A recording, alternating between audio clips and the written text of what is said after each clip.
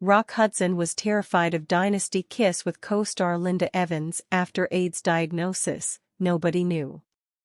The giant star is the subject of a new documentary titled Rock Hudson, All That Heaven Allowed. Rock Hudson was terrified of kissing Linda Evans. It was 1984 and the actor, who was diagnosed with AIDS earlier that year, was starring in the primetime soap opera Dynasty.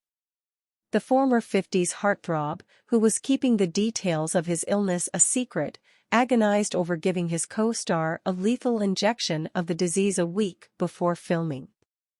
And when the day came, he used multiple sprays, gargles and mouthwashes, anything that he felt could disinfect himself and protect her. Evans didn't learn the heartbreaking truth until years later. Nobody knew, director Stephen Kijak told Fox News Digital.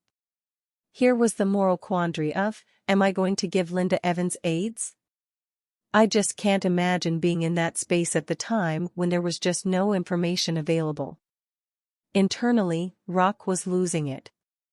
It wouldn't be until July 1985 that Hudson announced he had been diagnosed with AIDS. He passed away in October of that year at age 59.